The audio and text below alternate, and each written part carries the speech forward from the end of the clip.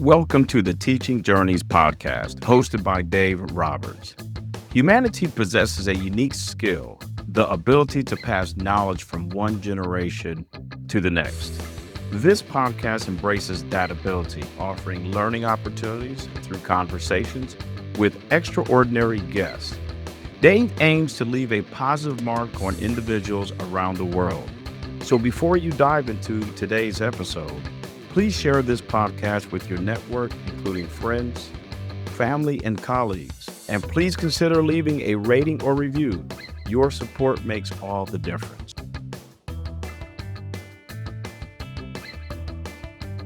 Hi, everyone, and welcome to another episode of the Teaching Journeys podcast. I'm your host, Dave Roberts, and today it is my pleasure to have as my guest, Natasha Ramlall.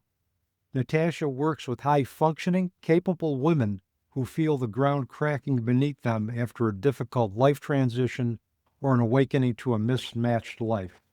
As an embodied integration coach, she guides you back into a deeper experience of your humanness to heal, expand, and evolve from an identity rupture and navigate the space between who you were and who you are becoming. Natasha, welcome to the Teaching Journeys podcast. I'm very excited to have you on the program today. Thank you so much, Dave. I'm really looking forward to this. And I always like to kind of talk a little bit about how I met my guest contributors, and this was through total pure serendipity.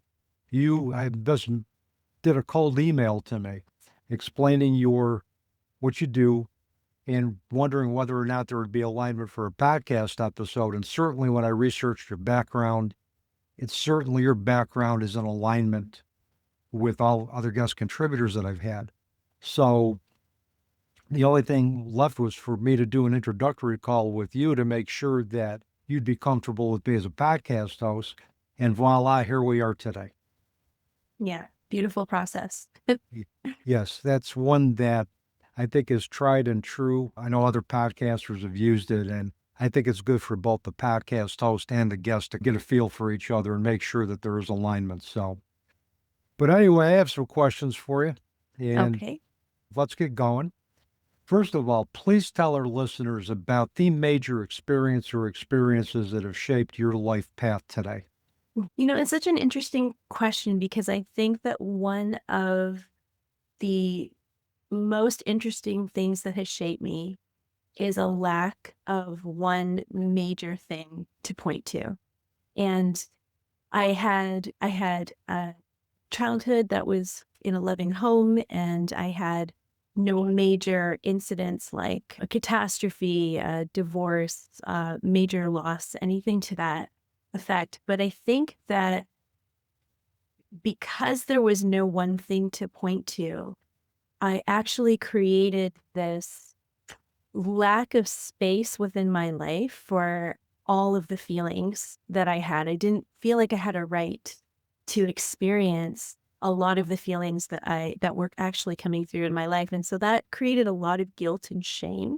And it wasn't until adulthood that I could really look back and say, wow, I really never felt like I was allowed or that it was morally fair for me to have some of the feelings that I had growing up. I'm an only child. I think that adds a lot to my experience. My parents were immigrants, and I think that also adds a lot to my experience. Specifically, my parents immigrated from the West Indies, and I've worked with a lot of women that have a similar background or South Asian, and there's a lot of similarity in sort of the blueprint that we inherited from that. I would say those are some of the major themes. And as an adult, learning that our understanding of the ways that we're shaped. When we talk about trauma, we like to categorize it into big T and little t, which I don't like those terms at all. But what I've come to understand is that trauma is not the thing that happened, but it's how you process it. And that a lot of times we think about what happened to us, and I think it's as much about what we didn't receive. So sort of the absence of things that we needed. And so all of those pieces have kind of come together to shape me and sort of the the lessons that I think I'm here to learn and the personal limitations that I'm here to evolve from. Hope that answers the question. Okay. Oh, that answers the question perfectly. Okay. A question that I have for you is, what do you think contributed to the moral conflict and guilt that you had over not being or being able to express certain feelings? I mentioned that I was an only child. I think that that is it's a very overlooked phenomenon. There's a bit of and I can't actually say that this is universally experienced, but for me, being an only child came with a lot of preconceived assumptions about me before I even had the language to understand, oh, you're an only child, thus you're selfish, you're entitled, you don't know how to share, you don't know how to communicate well spend time with others very well. And so before I even recognized what those things actually meant, I already perceived that there was a flaw in me. And one of the ways that that manifested in my life is I created this story that I needed to work really hard for things. I needed to really earn things, and I needed to show others, but mostly myself, that I wasn't that entitled, selfish person that people assumed I was, when I was younger.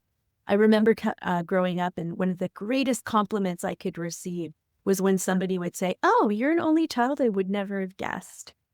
And stepping back, that really should not be such a big deal. But I remember thinking, oh, that feels so good to hear it, because I had such negative associations with what it meant to not have siblings.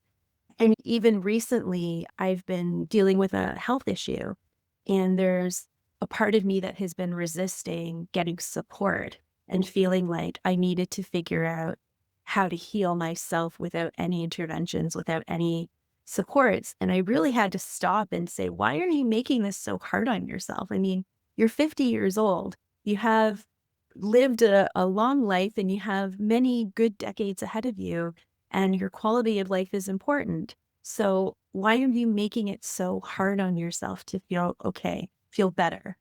And so, it seems like a small thing, but it has actually followed me and impacted different aspects of my life. So I mentioned that my parents immigrated, and my father in particular came from a very traumatic childhood. And so when your parents are immigrants and they have to go through a lot to create a stable and secure life for you, I think a lot of guilt around not being just completely grateful and completely satisfied. And obviously I do feel those things as well. But I think that that has also contributed to, what is wrong with me? Why do I have this restlessness? Why do I feel sad? Why do I feel lonely and empty? I have a great life. I really shouldn't be complaining about anything. So, those kinds of things, they bubble under the surface. And whereas when you have these really obvious, explicit reasons to understand why you feel a particular way, sometimes we're able to give ourselves more permission to be with those feelings. And when you don't, as I said, for me, it turned into this guilt and shame spiral of, well, you must be a terrible person to not be grateful for the life that you've had, kind of thing. Yeah, there's a lot of misconceptions about only children, and I can share that I was an only child for 66 years of my life, until through the wonders of Ancestry.com, I found out that my father, after he left the marriage with my mother, had another relationship, and I have a sister from that relationship. So I'm an older brother now as opposed to an only child. But living as an only child, and I was raised by my mother after my father left, I heard things like, you got to do well for your mother. Don't do anything to hurt your mother. Be good, be perfect was the message that I got. Right. And I internalized all of that. And I think if I wanted something for myself, I felt that there was that conflict, because I kept hearing the messages, well, you don't want to be spoiled. And I relished having my mother take care of me, but in later life, that caught up with me. Even occasionally today, I might feel a little guilty if I decide to do something for myself. And those are the tapes that I had grown up. Although I've dealt with that, it still resurfaces, and I'm fine with that because it just reminds me, okay, I need to take a look at this again for however Right. long it needs to be looked at. But the other thing, in terms of your father coming from a history of trauma, and I mean, because the generational trauma affects us directly or indirectly. And whatever his actions are behaviorally, non-verbally, or verbally are going to impact children because when we grow up, we react to that and we assimilate that.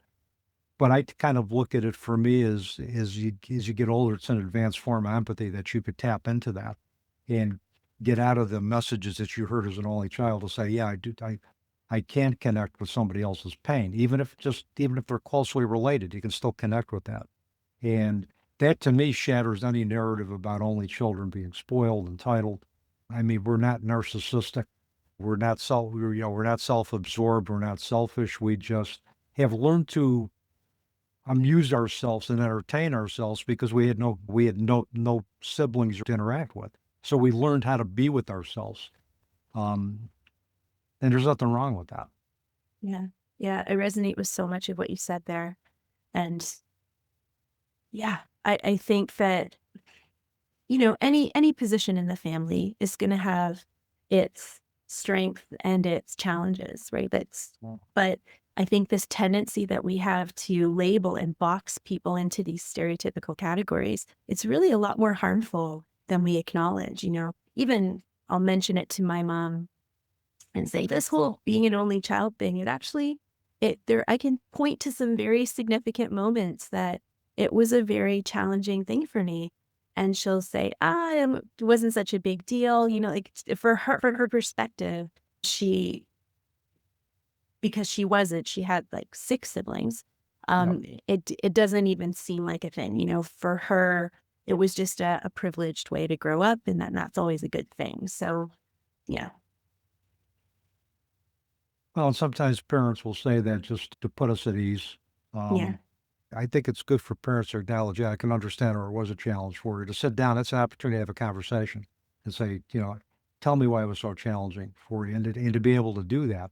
And I think the younger we can do that as parents with our children, if they have those kind of conversations, the more that follows, the positive stuff from that follows through early childhood, later childhood, and then adulthood. So, Yeah, um, absolutely.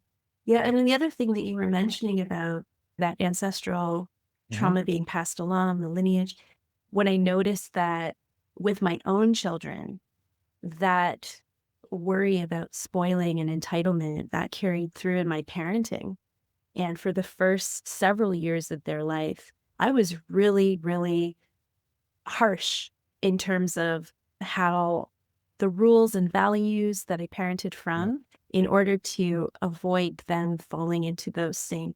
And, as I grew and as I came more into self-understanding and I started to recognize, oh, these are my own broken, mm, in, in- uninformed patterns that I'm moving from, I was able to sort of reconcile. But now I can see and I can have open conversations with my 2 sons and say, I recognize that this thing that you struggle with now was directly connected to some of the messaging that I gave you yep, even when you were young. And I do apologize for it, but I was only doing the best I could in the moment. And I think that the awareness piece, and you sort of alluded to this as well, if we don't understand what's driving us, it has so much power.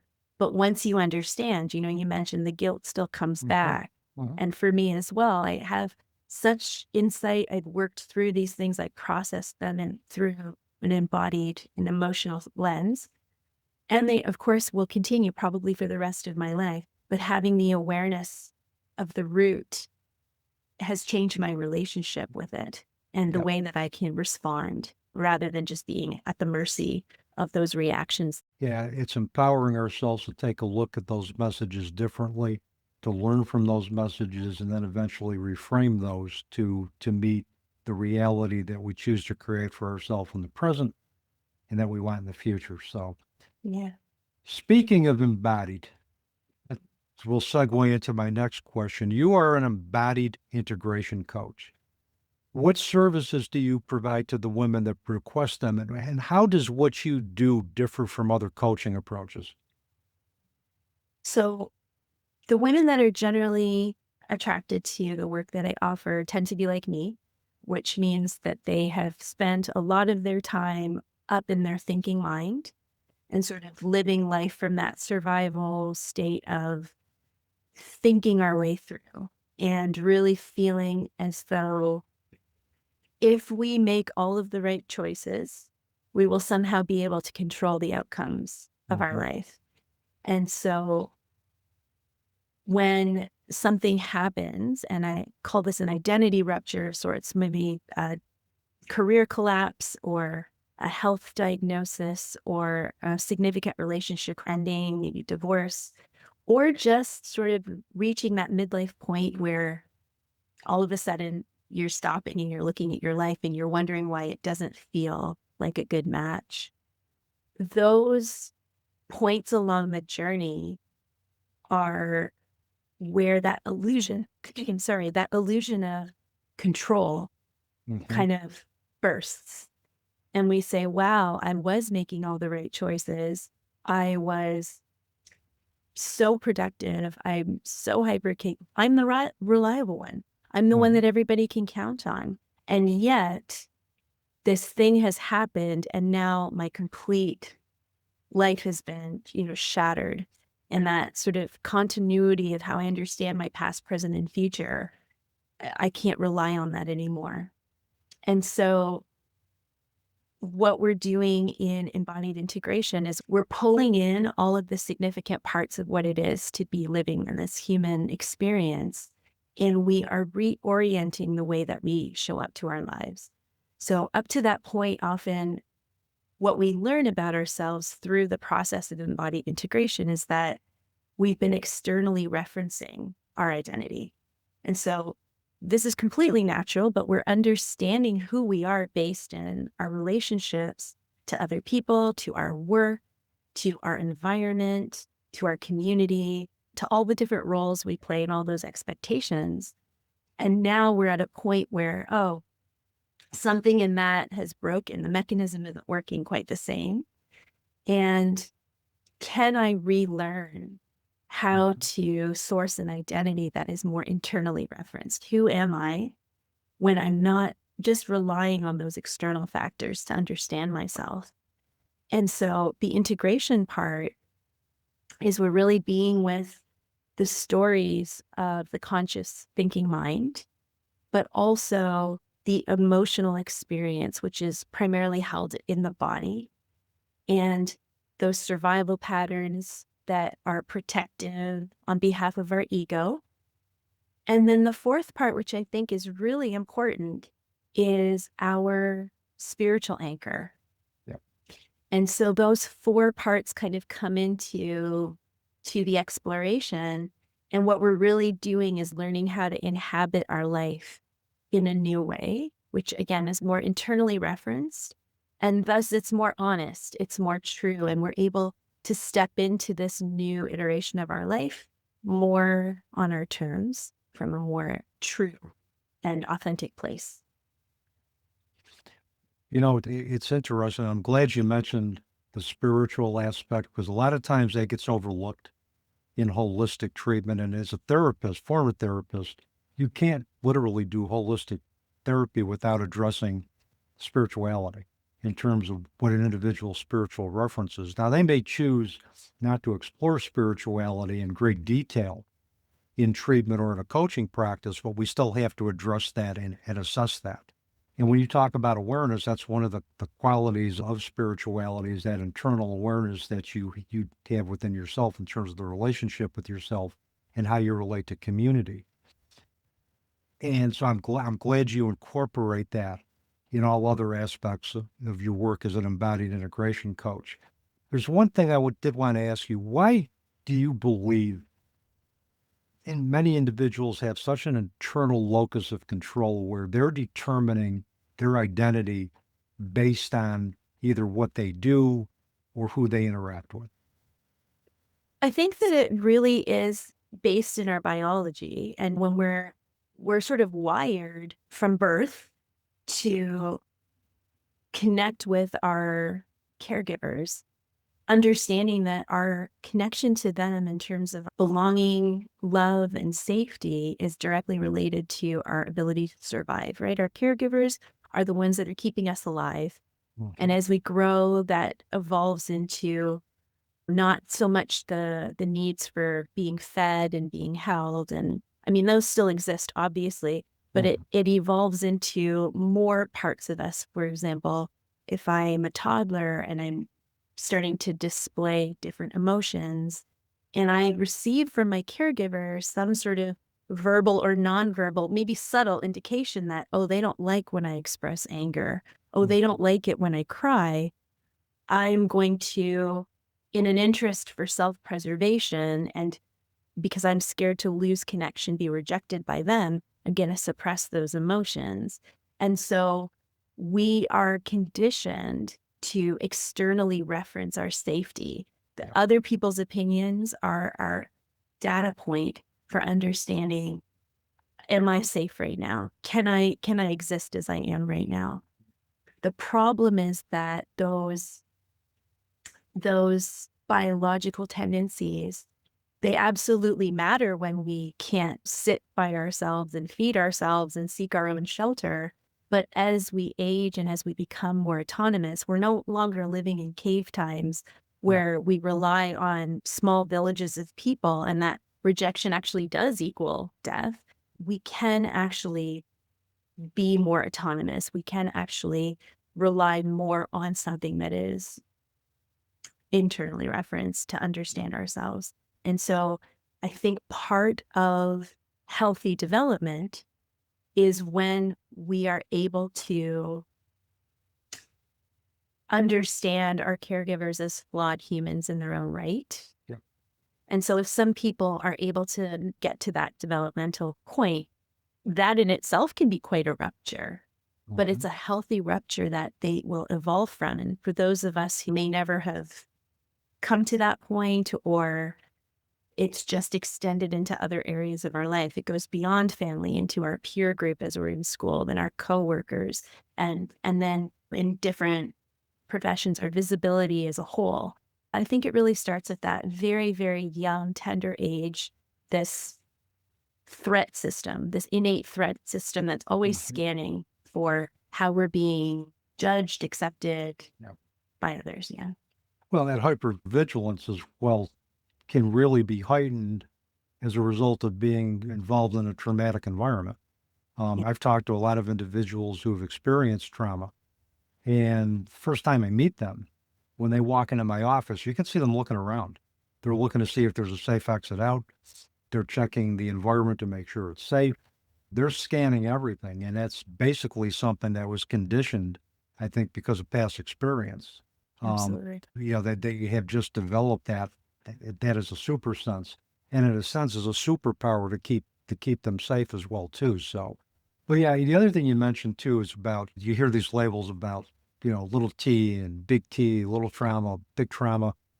I threw out labels a long time ago. Labels tend to be kind of limiting in terms of how we look at an individual. They can be helpful providing an individual's diagnosis or clinical impression is correct, because we know what course of treatment to engage in. But the bottom line is that labels tend to be stigmatizing, they tend to be limiting, and a lot of times it's easy to look at people as their labels, as opposed to look at them for that the label is simply behaviors they've engaged in that have led to identity rupture, that have contributed to them not meeting their goals. Is important that we look at the strengths that individual has so that they can be utilized to address whatever concerns that they have. So I smiled when you said, yeah, you're not into the label piece, because I'm not either. So We're going on another branch here for a minute, but I think that a lot of those diagnoses, a lot of those labels, a lot of the ways that we want to pathologize different human behaviors and experiences, it's in relation to a system that we have created in order to, function as a society. And I mean, I think we can agree that our system itself is quite broken. Yep. So if you're telling the individual you're broken because you don't fit into this broken system, there's a problem there. I think there is some work that we need to do as a collective around what are the actual pieces of collective humanness that we do need to care for and nurture, and which are the ones that are connected to a broken system, and we should be looking at the system rather than trying to diagnose the individual, because I think there is a lot of space to be a little bit more accurate with those kinds of things. Well, and systems theory just is so applicable in any case, because when we look at systems theory, we're not looking at the individual as being broken. We're looking at the individual as being a part of a broken system that they have kind of relied on to determine who they are, what they do.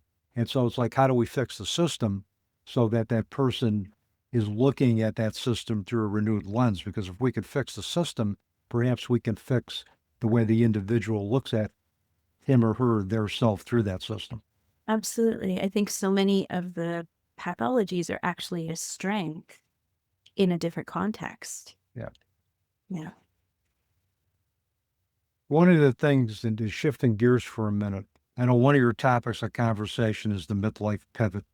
Your belief is that finding yourself is more of a somatic process than a mental one. Can you elaborate a little more on that for our audience? Yeah, absolutely. So as I mentioned, I am somebody who, out of a need for survival, was living from my thinking mind. And I really had very little connection to anything eyebrows down. And I didn't even realize that that was available to me. But since I have grown in this work and started to understand myself more deeply and started to support others, I recognize that 90% of our experience is driven from the unconscious mind. And one of the most impactful pathways back to connecting with some of those patterns that we're holding in below our awareness is through the body, through the experience of our emotions energetically, through image, through archetype, through various things that we overpower when we go into the stories of our thinking mind. And so coming into the body, understanding, increasing our self-awareness somatically is, I think, the missing piece in a lot of the healing work that we have tended to do. And I'm so happy to see that it's becoming a lot more in the mainstream. A lot more people are understanding the value of somatic and embodied work.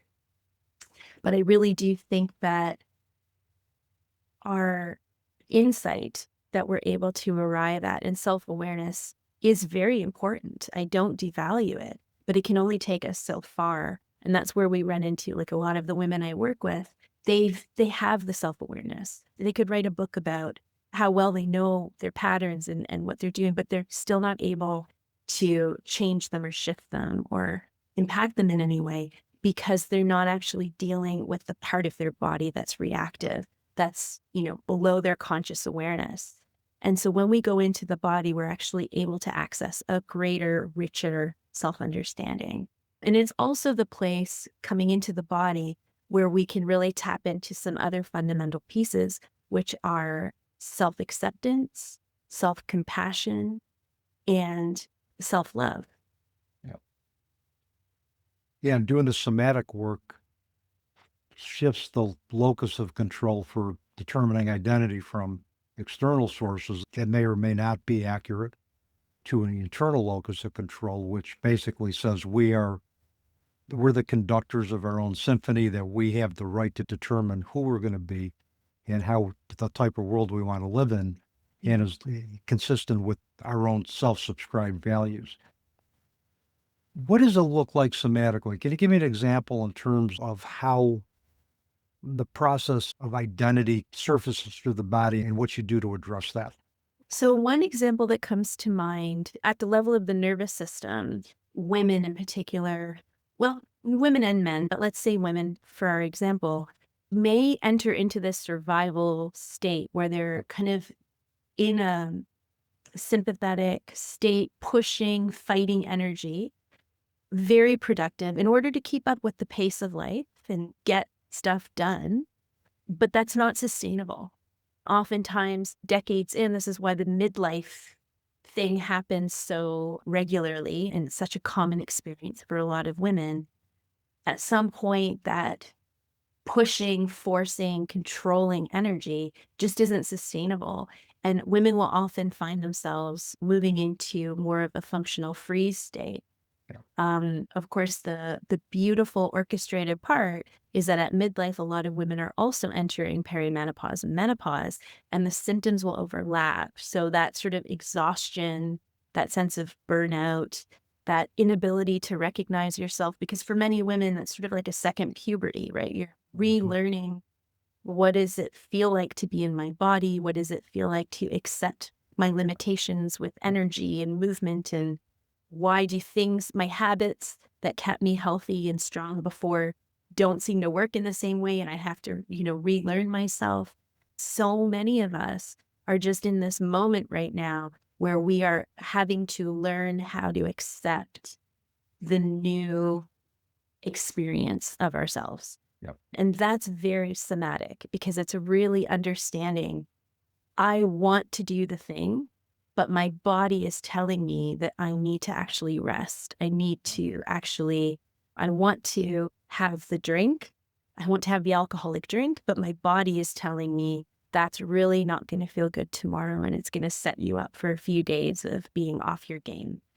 And just be coming back into connection with the data, the signals, the information that is available to us when we're more connected to our body is a game changer. And it's a real shame that some women find it incredibly challenging to reorient. And so that's the big part of what I do, is to help women who are kind of in that overthinking place understand how they can return and remember what it feels like to be in connection with sensations and senses and emotional experiences in the body. I think that's important for women and men, particularly those individuals who have been like super caregivers, because typically they're not really concerned with what's going on with their body or mind. They're concerned with taking care of everybody else. And I can imagine there's got to be a sense of guilt when you tell an individual, male or female, that now it's time to take care of you. And that's got to be conflicted for them. And because, I can use my mother as an example. I mean, my mother had a pain tolerance that was off the charts. And she would constantly work through pain, move through pain to make sure that my needs were taken care of. And I haven't appreciated that about her until long after she was gone. But she sacrificed a lot physically to make sure my needs were taken care of. And I haven't forgotten that. So I think it's important that we really have individuals, and you encourage individuals, be in touch with your body. The body knows the score, to take something from Bessel van der Kolk. Yeah. Our body holds trauma. Our body can signal to us when we need to rest. In the morning, I'll get up, do a quick scan of my body, see what's hurting, see what's not hurting. And I work out regularly, but I also trust my body to say, today may not be the day to work out. Today might be the day to do just something lighter, maybe take a walk. So as I've gotten older, I've learned to trust that and not push through it. But it's a really difficult task, I would imagine, for individuals whose primary role has been taking care of everybody else except themselves. And now you're telling them, let's get in touch with your body. Let's take some time for yourself. It's like, how do I do this? I don't even know what that means, right? Yeah. The feel your feelings. What are you talking about? Yeah. I'm really happy that you brought that up, because I've, a lot of nurses and a lot of teachers that I've spoken with, they talk about holding, they need to pee, but they're holding it. Their body's telling them you need to go use the washroom, but they're holding it to get through their shift, to get to the break, to get to their. So we're training ourselves all the time to override the symptoms of our body. And over time, we kind of lose that connection to the point where we're not even connected to those very basic signals of, I need to use the washroom, I'm hungry, I'm full, I'm thirsty, I'm tired, I'm agitated, all of these different experiences. And then going back to what we were speaking about before, when we're young and we're still taking cues from our caregivers in terms of what's okay to feel and what's not okay to feel. Yep. We have this sort of bank of feelings that we've learned are not okay to feel because other people don't like to be around when we feel them. And so returning to that is also can be quite a challenge for a lot of the women that I work with. Some of them have a real difficulty with experiencing sadness. They don't want to go anywhere near it because they don't trust themselves to touch into it without Yep. opening the well.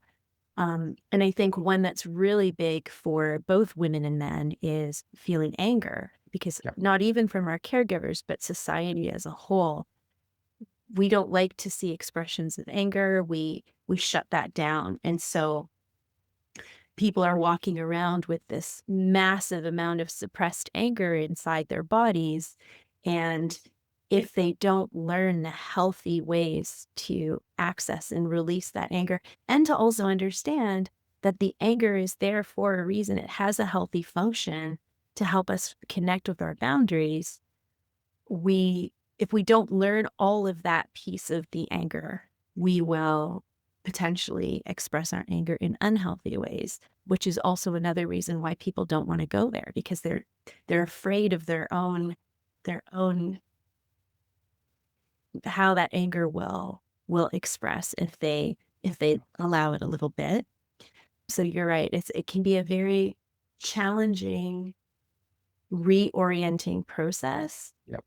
But the beauty of it, the goal of it, is that when we can tap into that well of information and start to experience all of that more fully, we also get to experience all of the spectrum of the feelings more fully, including our joy, including our pleasure, including our excitement, and including empathy and compassion for others, which I think is, for me, the guiding star. Because for me, when we do this work at an individual level, we are, in fact, impacting the collective, because we can only make change and extend our hearts to the extent that we can really connect with the people that we want to show up for. Yep, absolutely. And this goes back to one point that you mentioned in terms of insight. I mean, I can have insight that I'm angry all the time, but insight is just insight unless I have the tools to modify my behavior, unless I'm aware of how that's reflecting in my body, how that's manifesting in my body. And you teach me strategies to be in touch with that and to deal with that. So that's, it goes right back. It goes right back to that insight. And the other thing that this just occurred to me, when I used to work in addiction, there was definitely a difference between the way women who were alcoholic and men who were alcoholic were perceived. For a woman, their alcoholism was tied into their identity as being a poor mother, being a poor lover. If you saw a woman in a bar by themselves drinking, the first thought that you had is that she's on the make, she's looking to get picked up. And men aren't as tied to their identity as is with women. So there's a kind of a double stigma. So, and then you translate that to the fact that a lot of women tie their identity in terms of how well they're taking care of others or how they're perceived by each other. Again, that also makes it a challenging piece to say, okay, let's take a look at how you can take care of yourself through the mind, body, spirit connection, or through embodied integration. Absolutely. And I'll just add too that one of the most common things I hear from women who are coming into this work is, I don't even know what my needs are. I don't even know what I need. I don't know what I like anymore. I've lost touch of what lights me up. I don't experience pleasure. I don't play. And that, I mean, is really at the heart of why anybody would want to do the difficult work that this is, because that's the vibrancy of life. When you lose that, what are you living for, really? You know? So it's a very profound and important journey when we have the capacity to take it. Absolutely. And you mentioned the other thing too about being in touch with all of our feelings. It isn't just about happiness or joy. It's who we are is determined by the full range of emotions that we are capable of experiencing. It isn't realistic to be happy all the time or joyful all the time. There's going to be moments that we're angry, that we're going to be sad, that we're going to be confused, but it makes us who we are. And plus, we mirror those qualities to everybody else, so we can be in service to each other if we authentically mirror those without fear of repercussion. But for me, it's about authenticity, and authenticity doesn't involve joy by itself. It involves being authentic with whatever emotion you happen to be experiencing at that time. Yeah, absolutely. And, the big pillar of the embodied integration work is that acceptance piece, Yep. because that we learn from society and from others that these things are negative, these things are shadow, these things are places we want to detach from. And so we resist them.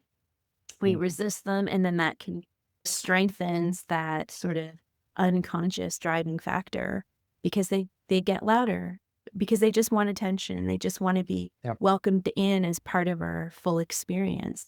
And so landing in a place where you understand, okay, so there's this part of myself that I've kind of hated for most of my life.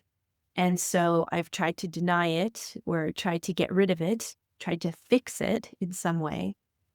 But when I actually understand, oh, this part of me exists for a reason, and it is part of what's made me who I am today. And so I don't have to love it, but I can accept it. I can allow it to be part of my experience, part of my existence. And in that way, we get our agency back. That part may quiet down in the way that it, shows up in our actions and behaviors. I think it's really at the heart of the work to accept the whole of us, all the parts. Absolutely. And I think we get our humanness back as a result of that, because we realize that we don't have to be perfect. Right. During our introductory call, you mentioned Stephen Kessler's book, 5 Personality Patterns. How has his book influenced or provided context to your work as an embodied integration coach? Yeah, I read that book a really, really long time ago, so it's a little bit of a stretch for me, but and it's an incredibly detailed, comprehensive book. Like, he goes into minutia of these different personality patterns. But a couple of things that have really stayed with me from that book and from his work in general, he really talks about the different sort of developmental milestones that we should be reaching as children, and how a lot of our survival mechanisms will come in as a result of us not meeting that developmental phase because of the way we were received by our caregivers. And so that was really a very helpful understanding as to why particular people tend to lean toward one limiting way of being in the world or the other.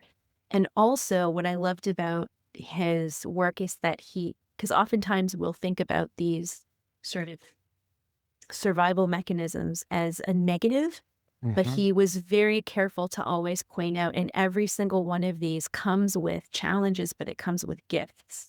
And he would highlight them both equally. So we understand that these patterns that we've taken on in childhood and that we have adopted and habitually woven into our identity in order to get along, they come with gifts. And they also simultaneously come with challenges. And that, again, it's not a matter of getting rid of these things. It's a matter of self-understanding.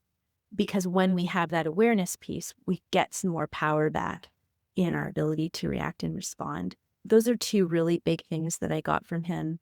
And yeah, I think I'll probably leave it at that, because I might butcher if I keep going. But it's a really, really detailed, very comprehensive book if anybody is curious to learn more about their patterns. Okay, one other thing I will mention is that you may be familiar with this idea of like a MAPS theory, where every individual comes to their life through their own map, their own understanding of their life. And thus, we have these very specific lenses and filters. And so he talks a lot about that in terms of relationships. And when we are in relationship with another person, our tendency is to feel frustrated that the other person is not understanding the conversation or the topic through our lens. So really making that shift that in our relationships, the goal is not to bring the other person to our lens, but the goal is to deeply try to understand their lens. Yep.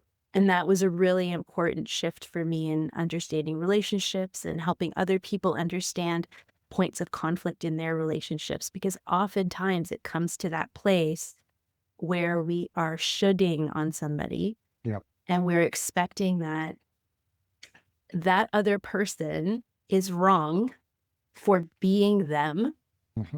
And when we talk about loving other people, my definition of love is acceptance without judgment, Yep. which is incredibly challenging. Sure is. But if we're understanding love from that place, the most loving thing I can do in my relationships is let you be you.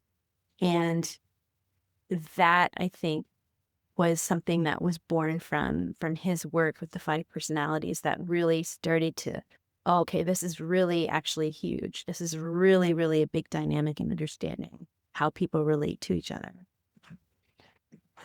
Yeah, I like the piece that he sees both gifts and challenges with survival, because if we can't get through a particular challenge in our life without being able to survive first. And I think the initial thing is our innate ability to want to survive kind of kicks in. And we're in survival mode until we're ready to move into thriving after a challenge. I also like the fact that, and this is, you were talking about what he talks about, like certain patterns will get ingrained that help us see how we relate to the world, particularly if we haven't resolved specific developmental challenges.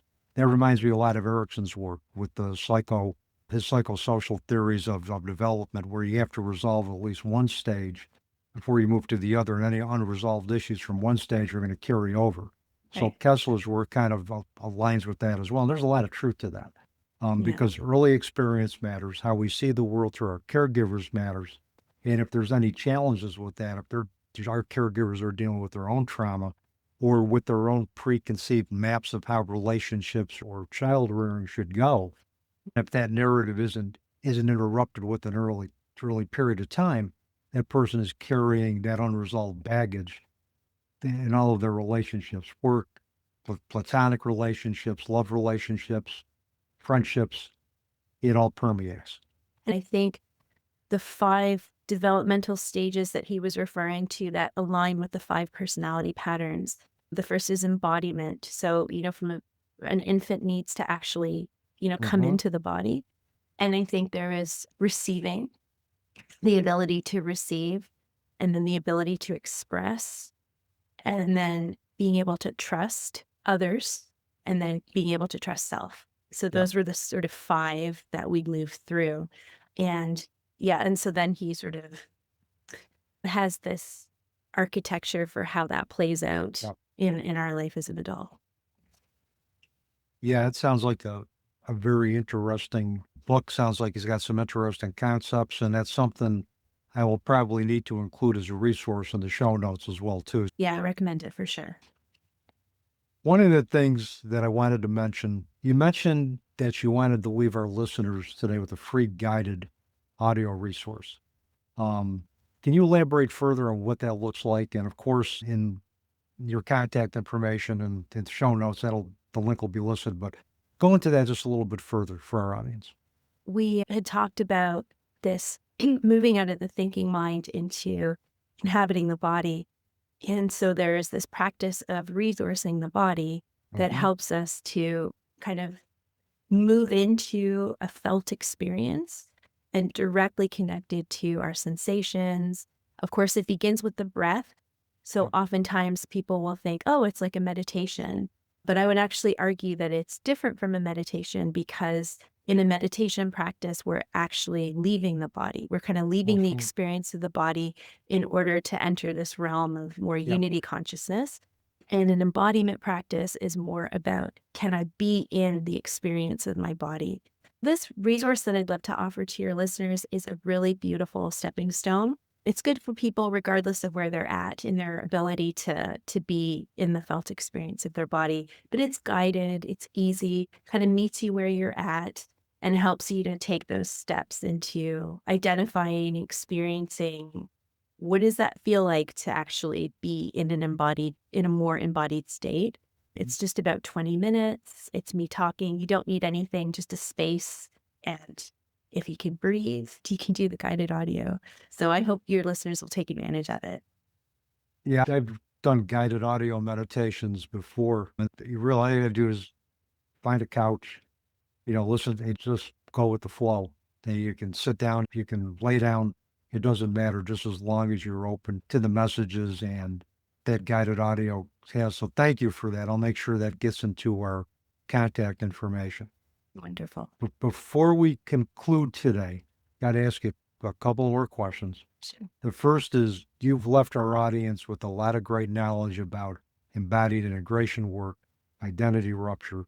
But if you want our audience to take just one thing away from today's conversation, Natasha, what would that be? Honestly, I would say hope, because I think this is a difficult and challenging time. We could argue that life is always difficult and challenging. It's always a balance of all the things. But I think that many people are looking around the world right now and externally feeling a real extra pressure. And at the same time, what I'm seeing is that that pressure is actually bringing people back into this exploration of deeper self-understanding. It is bringing people back into a more somatic understanding of what it means to be in this life, doing this life, and sort of how to withstand the challenges of being in this life. And I really deeply believe in the inevitable goodness of humanity. And I believe that we are evolving into something better, and that it begins with the individual returning to that place of self-love. And if we're able to do that, there is a ripple effect. We do shift the consciousness. We do change things. And we are moving toward a better collective experience as well. So as dismal as it may look, when we're focused fully externally, there is a lot of hope when we are able to kind of return to that internal peace and start living from the inside out rather than fully from the outside in. And I believe that we're going to gradually return to that place of community, inclusiveness, tolerance, and understanding. But like with any type of paradigm shifts, it takes time. It's painful. And it's painful. And there's a lot of lessons to be learned in the process of getting to the ultimate goal. But I think eventually we are going to get there. And we're seeing pockets of compassion, pockets of communities, diverse communities working together. We're seeing that, but it's hard to really kind of recognize that when we're taking a look at all the other global chaos and polarization that we're experiencing. But it's there. It's there. We just have to look forward and be open to it. My final question for you: people want to get in touch with you, contract for your services. What's the best way for them to do that, Natasha? The easiest thing is just to jump on my website, which is humanistcoaching.ca, and everything that they would want to know is accessible there. And I will make sure all of your contact information, the link to the free guided audio resource, gets into our show notes before we go live. Natasha, thank you so much for just a wonderful conversation today. I truly enjoyed it, and I hope we can do this again in the future sometime. Well, thank you so much. From the moment I met you, you have this incredible energy that just puts me at ease and makes me feel like I could talk to you for days. So thank you for the chance to be on. It's been wonderful. Well, and thank you for sharing your platform and sharing your message with my audience. So And with that, that is a wrap on another episode of the Teaching Journeys podcast. I'm your host, Dave Roberts, wishing you peace.